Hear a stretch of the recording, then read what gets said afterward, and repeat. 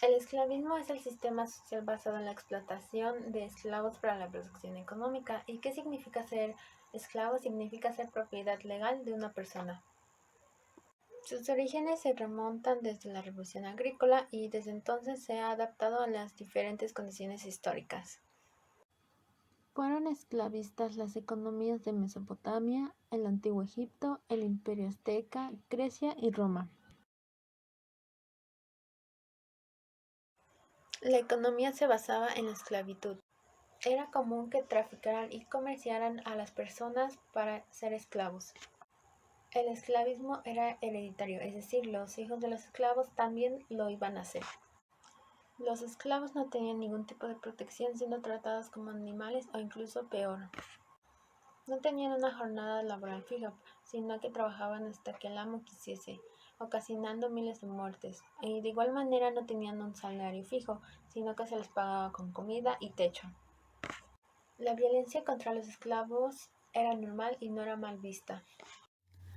El propio Estado ayudaba al control de los esclavos, ya que eran perseguidos por los cuerpos de seguridad de la nación si se escapaban de sus amos.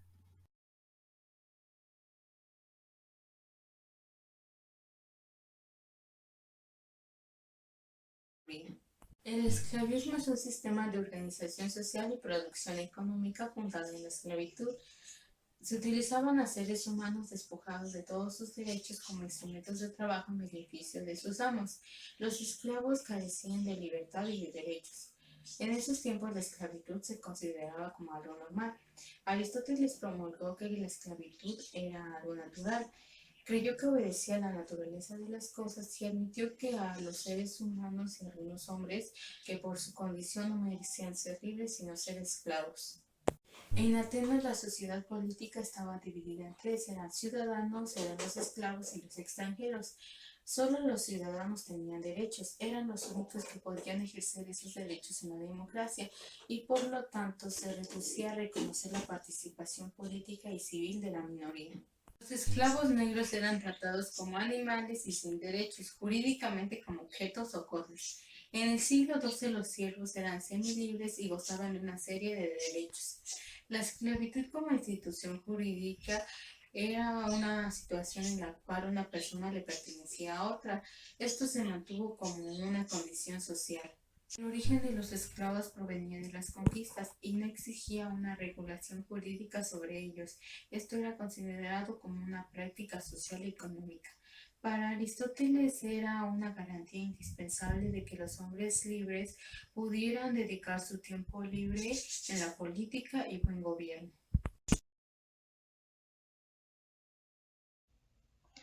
Avances tecnológicos y científicos del esclavismo.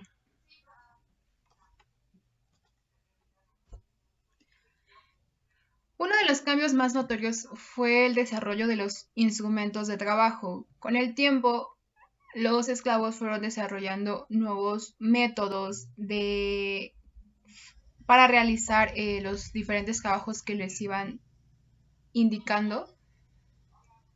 Al igual que la agricultura, la ganadería, la minería y la rama de la construcción también son cosas que se han visto en constante cambio con el paso de los años, ya que como lo mencioné hace un momento, conforme fueron evolucionando sus herramientas de trabajo, también eso les fue permitiendo que sus trabajos fueran evolucionando, ya que con ese cambio de herramientas se les hacía más fácil realizar el trabajo.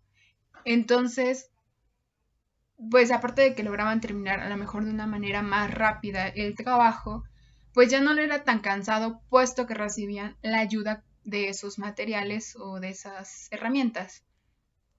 Los sistemas de riego fueron importantes en la época, abarcaron la capacitación, conducción y distribución del agua para la agricultura y la ganadería. De igual manera, uno de sus avances también se puede ser la creación de canales para la conducción del agua y que estos pudieran llegar a más terrenos de siembra y de ellos y con ello pues obviamente mantener sus cultivos mejor regados para tener mayor cosecha el día de mañana. El consumo de piedras preciosas como rubíes, diamantes, fueron utilizados más que nada para la producción de taladros y otros instrumentos para cortar o perforar. Estos eran utilizados, como ya lo comenté, igual para crear herramientas de trabajo, ya que con ellos podían crear herramientas un tanto filosas por la forma o el material de los que están hechos estos materiales. Entonces, pues obviamente esto era lo que ellos pues les servía más para realizar cacería o a la hora de ir a cultivar la cosecha, pues también les podía servir por la forma de que eran más filosos y más prácticos para realizar ese tipo de trabajos. Al igual que la ganadería, cobró auge de la cuadrilla de pieles para vestimenta como ornamento y auxiliar en la construcción. Eso también fue mucha ayuda, ya que a la hora de cazar los animales, pues obviamente de que aparte de que los utilizaban para alimentarse, les podían dar otro uso más, que era, como lo dice el texto, el crear su ropa y también el fabricar sus casas, ya que como las hacían de paja o de arcilla o lodo, digámoslo así, pues con esto los podían hacer un poco más cálidos o más hogareños, digámoslo así. Y obviamente también ellos con la creación de la vestimenta, pues obviamente se podían cubrir del frío y ya no pasaban un mal tiempo en la parte de cuando la estación estaba en invierno, digámoslo así también. La cultura que más desarrollo tuvo es la egipcia, ya que alcanzó niveles muy altos estableciéndose en nuevos cultivos como el trigo, la avena y el mijo. La construcción alcanzó grandes niveles, prueba de ello son las pirámides y las tumbas egipcias. Obviamente esta es una de las culturas que sí se vio más desarrollada, ya que pues obviamente sus construcciones son sorprendentes, puesto que la altura a la que alcanzan y la estructura que les fueron dando a cada una de ellas en representación de sus dioses, pues obviamente también se ve el avance de ello. Obviamente a lo largo de esa construcción, pues sí hubieron varios cambios, como por ejemplo al utilizar los rubíes y al crear un taladro o un martillo, pues obviamente era más fácil el tallar esa estructura de pirámide que irlo haciendo con la mano. Entonces ellos se van dando cuenta de lo fácil que se va haciendo a la hora de tener una herramienta mucho más práctica. Y en los avances científicos, la verdad, no hay muchos. La mayoría de ellos, pues obviamente fue el ir viendo las diferentes plantas que ellos iban encontrando para para uso medicinal, la cuestión de curar a lo mejor algún resfriado, curar no sé, una picadura de algún animal, pues obviamente ellos al ir experimentando con las plantas que ellos iban teniendo, a lo mejor hasta incluso con las pieles de los animales, pues obviamente para ellos, pues eso fue como un descubrimiento más, puesto que podían ver que con esas plantas, con esas pieles o con esa parte, ellos podían tener un alivio, una curación de ello. Y bueno, eso sería todo de mi parte. Gracias.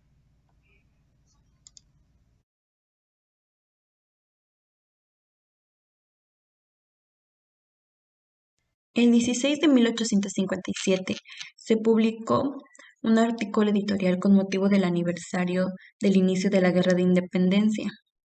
En este franco zarco, el autor destacaba el carácter y las acciones individuales de cada uno de los insurgentes, así como el legado de cada uno de ellos había llegado en la nación y en el mundo entero. Iniciando con el plan de Miguel Hidalgo, señalaba la gloria de Hidalgo. Consiste a los ojos de la humanidad entera haber sido el primero en proclamar la abolición de la esclavitud, gloria que hoy es una de la humanidad entera, de la nación y que nadie pudo empañar. Después de representar el temperamento y las obras de varios de los insurgentes, como la de José María Morelos, Nicolás Bravo y Guadalupe Victoria, entre otros. El autor pasaba a los insurgentes. Caminaban sin plan, adelantando a su época, iban en dos de las instituciones liberales y humanitarias. Aunque México fue una certeza un país pionero en la abolición de la esclavitud, actualmente sabemos que estas afirmaciones de Zarco no son históricamente precisas, ya que diversos territorios abolieron dicha práctica antes o al mismo tiempo que México, independientemente. Esta nota ejemplifica la manera en la que la prensa, en este caso la literatura, reinterpretaba el pasado esclavista y la abolición de México a medida del siglo XIX, con el fin de construir una narrativa sobre el cual fincar una de la identidad nacional centrada en valores modernos como la igualdad y la libertad, y en que fue puesta en la idea de Estados Unidos esclavista. La vigencia de esta y otras narrativas del mundo actual y su importancia en la formación independiente de algunos mexicanos no pueden ser sobreestimada. En efecto, a pesar de que la esclavitud continuó, aunque en la década, por lo menos 2 décadas después, en el bando de Hidalgo, este acontecimiento ha pasado a formar parte en cada vez minatoria, ya que como se sabe, se supone que podían tener muchos esclavos dependiendo a qué tanto los podían mantener, a qué tanto podían, qué actividades podían tener, los podían comprar, entre otras cosas, como fue un ejemplo en la época de los nazis, cuando compraban judíos, perdón, para poder, tratarlos y que ellos hicieran los labores de su hogar, entre muchas otras cosas. A esto puede ser una película referente que se llama El niño con el pijama de rayas, que habla justamente de un niño judío que vivía en una mansión de uno de los sargentos más importantes de los nazis. Y cuenta la historia de cómo es que vivía cada uno de sus días, cómo es que los trataban, entre otras cosas, pero ese es un ejemplo. En México pudo haber sido otro que también pasó lo mismo, que por ideas de que tienen menos dinero, ellos son esclavos, que los que tienen más dinero son los que van a poner. Incluso ellos podían tener esclavos en cantidades porque los compraban y entonces los ponían a hacer sus actividades de campo, que ya mayormente eran donde los ponían, porque ellos creían que los esclavos eran muy buenos para eso. Aquí también puede entrar el racismo, que creían que si una persona era muy oscura de color, también era un esclavo. De hecho, se dijo una frase que es el más digno homenaje que este pueblo puede ofrecer a memoria de Hidalgo y de Morelos consiste en la conquista de la civilización, o sea que nuestro país pudiera ser libre, que pudiéramos ser independientes. Respecto a los derechos de estos esclavos, no tenían, ellos eran, como tal, su nombre lo dice, eran esclavos. em, Les daban de comer solamente sobras y si eso los dueños, si se podría así decirles, de los esclavos, querían darles de comer, si no, no, los ponían a hacer tareas sumamente pesadas, delicadas, entre muchas otras cosas, incluso los dejaban morir de hambre incluso hay esto que de muchas personas a veces se querían suicidar justamente por este tipo de comportamientos o por este tipo de trato que se les daba a los esclavos. Y fue entonces cuando iniciaron las guerras y querían se independizar, obviamente hartos de que todo esto fuera tan grande, de que todo esto les afectara tanto y que dejaran que niños, mujeres, ancianos, de todo tipo de personas fueran sometidos a este tipo de tratos realmente inhumanos.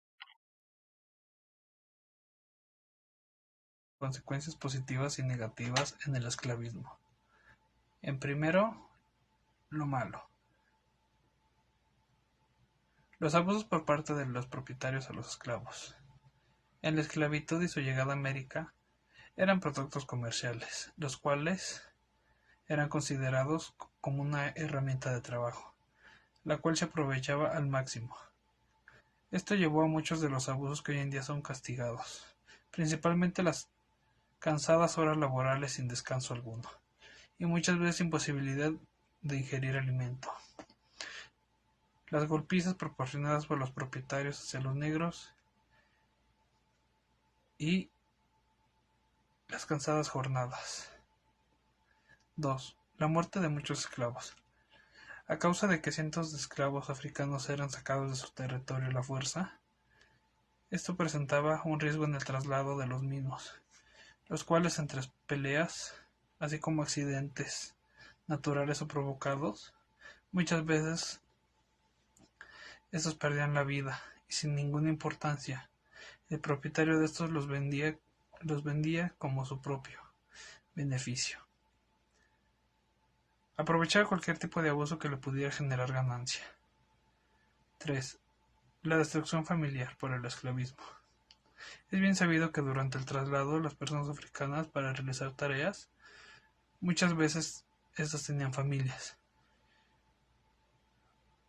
las cuales podrían ser de unos o en gran número, pero tomando en cuenta que muchas de estas personas al ser llevadas a la fuerza para elaborar, estos dejaban sin elección alguna a sus padres y hermanos, y mujeres, que si bien les iba, ellas podrían ir con él, pero muchos perdían a su esposo durante esta causa. Hasta incluso los hijos, que, a causa de la esclavitud, eran dejados huérfanos, o simplemente ellos crecían sin un padre. El abuso sexual y las violaciones. A causa de que cientos de mujeres eran decididas a seguir a su pareja afectiva, a la esclavitud, muchas de estas mujeres eran abusadas forzosamente a mantener relaciones sexuales por el propietario o las personas a cargo de sus labores. Para el dueño de estos, esta clase era muy cotidiana y de las principales causas para la revolución afrodescendiente en contra de los abusos. El racismo y la discriminación global. El racismo y la discriminación global. Aun cuando la trata transatlántica de esclavos terminó en el siglo XIX, el legado racista persiste. Hoy en día las personas descendientes continúan siendo marginadas y privadas de sus derechos humanos. Las personas afrodescendientes en América han tenido que enfrentar la discriminación y la segregación estructural, continuando siendo marginadas en sus sociedades de manera sistemática, profundamente arraigadas al colonialismo y la esclavitud. Hablemos de lo bueno que trajo esto. La esclavitud ayudó a construir los cimientos de Estados Unidos. En el tiempo de los colonos británicos y los holandeses, estos dependían de los esclavos para ayudarles a establecer sus granjas y construir los pueblos y ciudades que al final conformarían a los Estados Unidos. Principalmente, y como prueba de esto, hablemos de los cimientos de Wall Street. 2. Las producciones de materia prima.